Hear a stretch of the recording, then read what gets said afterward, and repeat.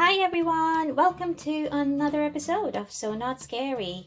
I'm super excited today because today's episode is going to be an experiment of sorts, and we are going to be running an experiment on a whole array of different fabrics to see why your mini sewing machine is not stitching, okay? By the end of this video, you will have a clear idea of which fabrics your mini sewing machine is just not going to stitch no matter how hard you try. And this is also a shout out to my lovely reader Mukta, who commented that she has been trying to stitch cotton clothes with the mini sewing machine and yet it refuses to sew. So Mukta, this one's for you. Today we're going to try and find out why the mini sewing machine is struggling to sew cotton clothes. So let's go ahead and do that. Right guys, so we're at our mini sewing machine now, and I'm going to show you a wide variety of different types of fabrics and materials that we're going to try and sew today and see how the mini sewing machine performs on them, okay?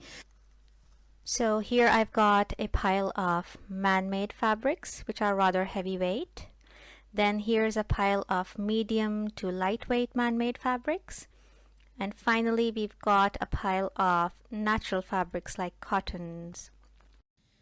Hey guys, so now our mini sewing machine is all set up, and let me quickly walk you through what I've done. I've got this greeny color top thread and the same color of a bottom bobbin thread. And I've done this deliberately because this thread color does not match any of the fabrics I'm using today. And so we'll be able to see clearly what the sewing machine is doing as we sew. I'm going to start off with the fabrics which I think should perform just fine with the mini sewing machine, okay? And then slowly we're going to move on to more trickier fabrics and see whether we can actually make them work with this machine. So first victim is this piece of canvas. I'm going to fold it in half. So we've got two layers to work with.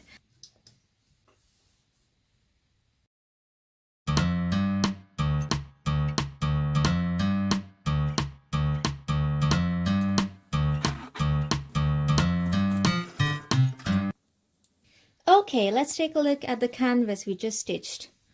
Can you guys see? The stitches on top appear to have come through perfectly. And at the back as well, there are no skip stitches, nothing playing up or doing anything weird. Okay, so canvas, all good. Let's move on. Okay, here I have medium weight poly cotton. Okay, so I'm not sure how this is going to perform, to be honest, because it's quite thin.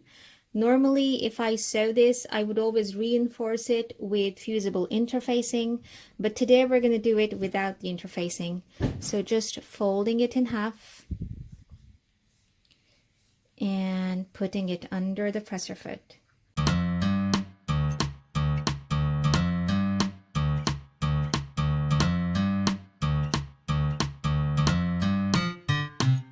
So here's the poly cotton. Let's take a look. So for the most parts, I don't see any skip stitches on top. Oh wait, look, take a look at this. There is one skip stitch right there. But you know what? That just might be because of thread tension problems, because the fabric is kind of bunching up, which means I've not adjusted the thread tension properly. I'm going to work through how to adjust that in a different episode, but for now, I'm going to say poly cotton is just fine. The skip stitch, I think, is because of the mismatched thread tension. Okay, so here I've got some smooth dressmaking cotton, okay? Mukta, this is probably the kind of fabric you were referring to. If you weren't, comment down below. Let me know what you were trying to sew, okay? Let's try and sew it and see how it goes.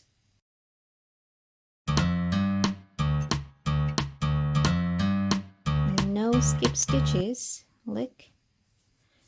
But as you can see, once again, I think thread tension is something we need to address, okay? Yeah, we do. Okay, so here I've got this piece of velvet, which is non-stretchy. It's got a layer of woven material behind it, probably to stop it from shifting and sliding, which is good for us. But when I fold it over, you can see it becomes really thick, okay? I'm actually gonna sew it this way so we have less sewing to do. So let's see what the machine does. I'm having my doubts about this one, to be honest. I think our machine is going to skip stitches simply because it's just so thick.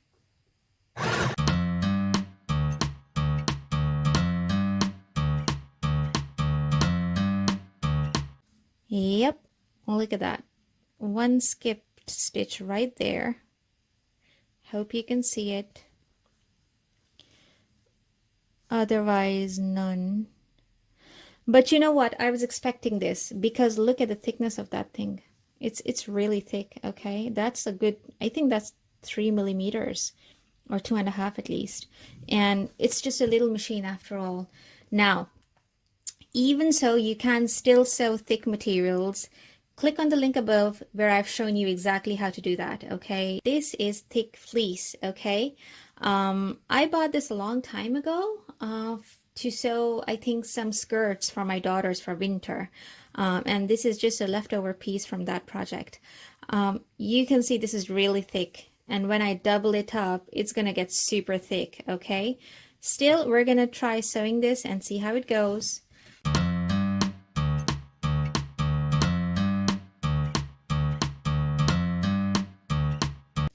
Do you know what the funny thing is? There are no skip stitches on the fleece, even though it looked super thick. That's really funny. Wow, look. No skip stitches on this side. And no skip stitches on this side either. Wow, and look how thick that thing is. I think what's happening is the needle can pierce deep down into the fibers, and once you get to the bottom of the fibers, the actual base of the material is thin rather than the fluff. So wow, well, that's a revelation for me. I've just come across this right now with you guys. So that's promising. If you live in a colder country or if you want to sew something for winters and you want to use fleece, you can. It's going to sew just fine. There are no skip stitches. So here I've got a piece of jersey velvet. Can you see how stretchy that is? Okay. And with a stretchy fabric, you are supposed to use a stretchy stitch. And the thing with the mini sewing machine is it only does straight stitches, and straight stitches are not stretchy. I think this might be a bit of an uphill battle. Let's see.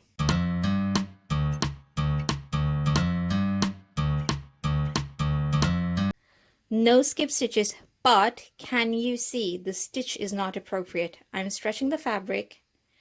Look what's happening. The thread broke, okay? Right there.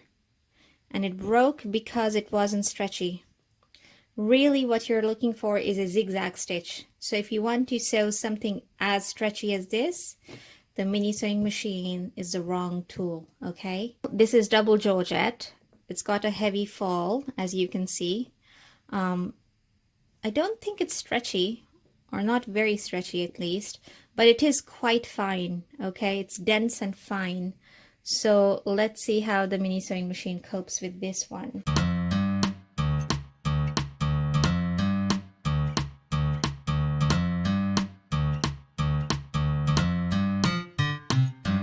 Right, okay, let's see, there's loads going on that's just not right here.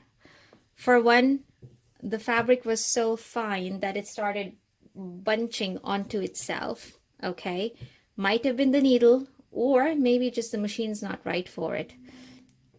The other thing is because it started bunching and bundling up, the stitches compressed together, okay, and they became smaller. So the sewing machine typically has much larger stitches, but now look what happened.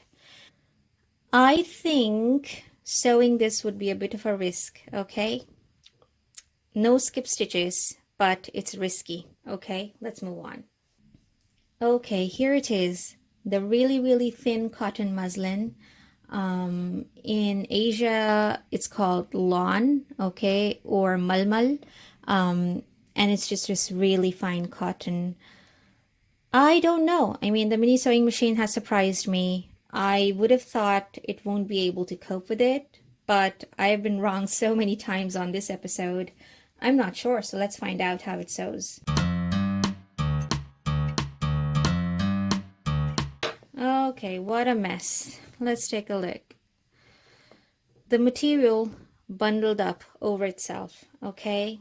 There aren't any skip stitches, okay? So kudos to the machine for that, but the fabric is just not compatible.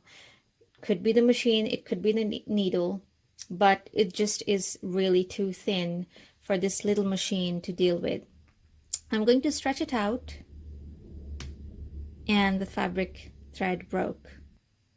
This is our second last fabric. This is really fine chiffon, okay? It's actually even thinner than Georgette. I can tell you, I think the machine's going to struggle with this one. I don't think it's compatible at all. But we're going to go ahead and do it anyway since we're experimenting today. It gives us something to think about.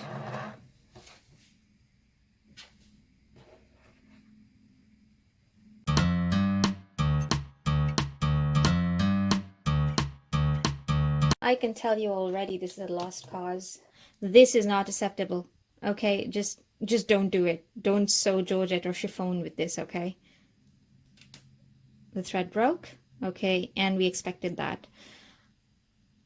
That's horrible, okay?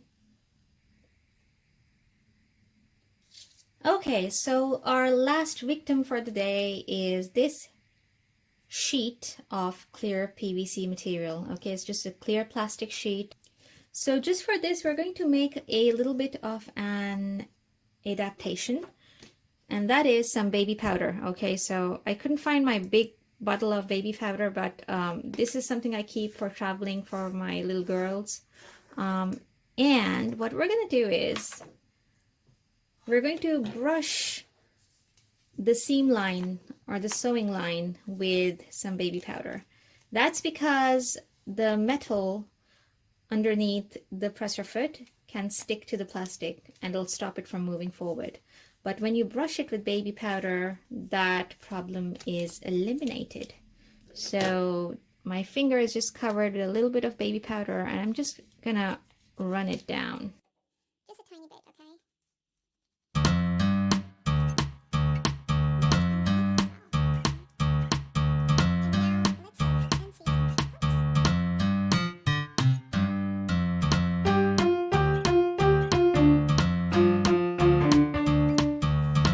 Can you guys see the stitches came through beautifully?